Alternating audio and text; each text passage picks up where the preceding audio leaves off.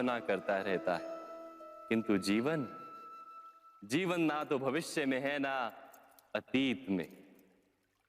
जीवन तो इस क्षण का नाम, अर्थात इस क्षण का अनुभव ही जीवन का अनुभव।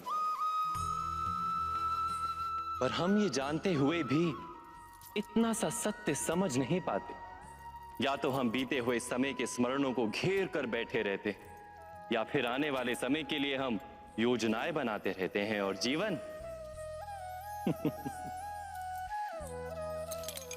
जीवन बीत जाता है। एक सत्य यदि हम हृदय में उतार लें कि ना हम भविष्य देख सकते हैं, ना ही भविष्य निर्मित कर सकते हैं, हम तो केवल धैर्य और साहस के साथ भविष्य को आलिंगन दे सकते हैं, स्वागत कर सकते हैं भविष्य का। तो क्या जीवन का हर पल जीवन से नहीं भर जाएगा? स्वयं विचार कीजिए।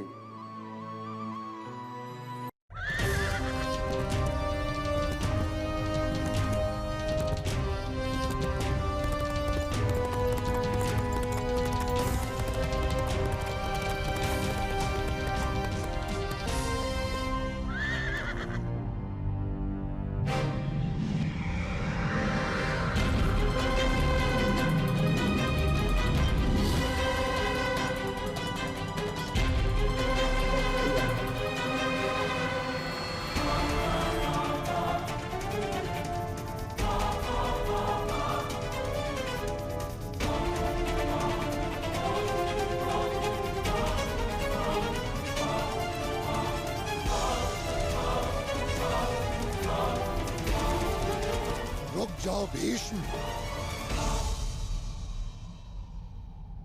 मैं आपके चरण स्पर्श करना चाहता हूं गुरुदेव। तुम मेरे आशीर्वाद के योग्य हो या नहीं, इसका मुझे निर्णय करना होगा, क्योंकि किसी दोषी को आशीर्वाद देने वाला भी उसके दोषों का भागीदार बन जाता है।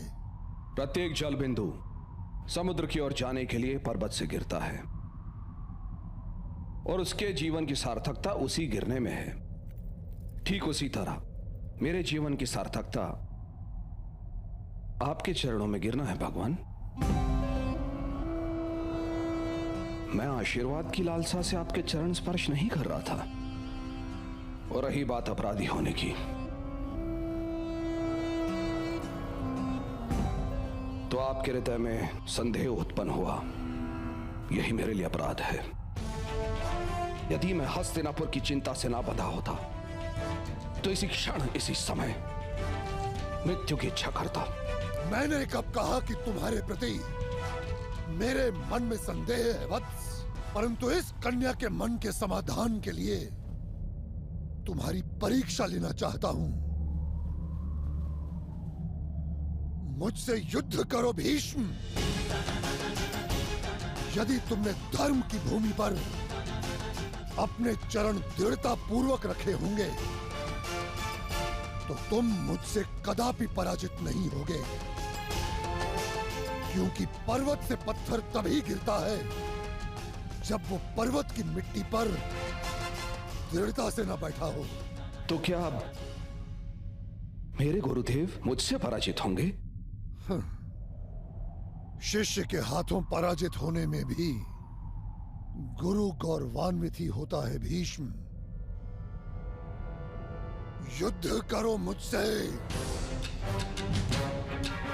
जिस तरह श्वेत वस्त्र पर छोटा सा लांछन भी उभर आता है, उसी तरह शुद्ध चारित्र पर छोटा सा आरोप भी समाज के मन में शंका का बीज बन जाता है।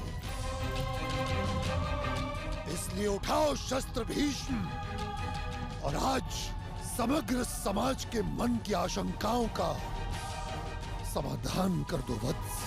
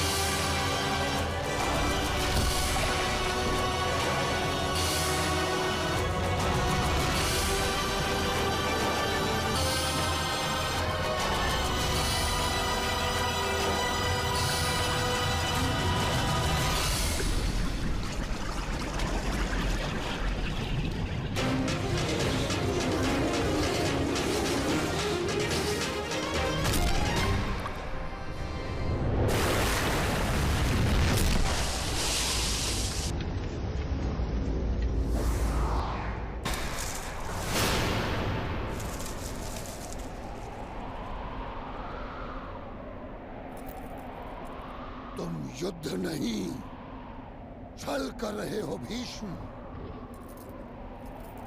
मैं अपने गुरु पर आक्रमण नहीं कर सकता। ये तो गुरु के आदेश का अपमान है। क्या तुम्हारे मन में अपने गुरु के प्रति इतनी ही श्रद्धा और भक्ति है कि तुम उसके आदेश का अपमान कर सकते हो?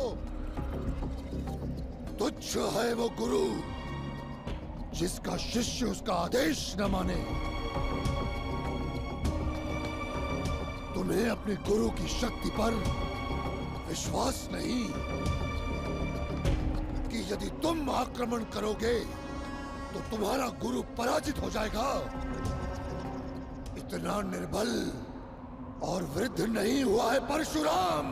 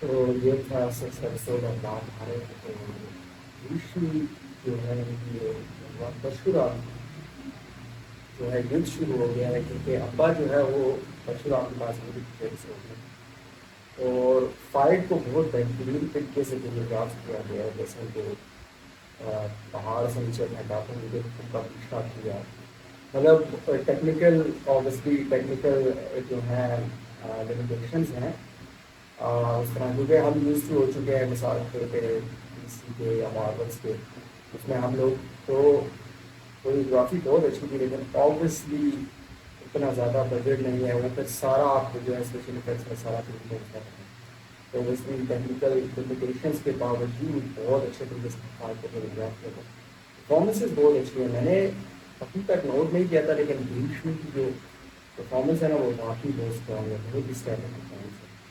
इसके अलावा जो है पांडु जो है धृतराष्ट्र का और पांडु का जन्म हो चुका है और अभी आगे उनकी स्टोरी स्टार्ट होगी, लेकिन अभी नेक्स्ट एपिसोड में देखना है कि जो भीष्म जी है वो परशुराम पे जो है उनके साथ युद्ध करते हैं कि नहीं करते, ये मसला कहाँ तक है।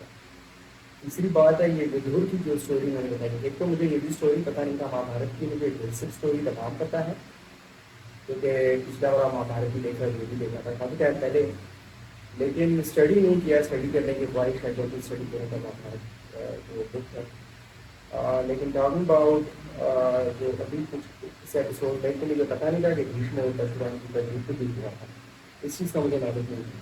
दूसरा मुझे जो है ये विदुर के बारे में बिल्कुल भी नॉलेज नहीं है। विदुर वो जो है उनका जन्म धृतराष्ट्र और पांडु के साथ हुआ और वो किसी दासी के आइडियाज पे था, तो उनकी स्टोरी भी आगे देखनी होगी कि उनकी स्टोरी में क्या है, उनका मतलब महाभारत की जो स्टोरी है उसमें उनका क्या मुकाम है या उनका क्या दर्जा है।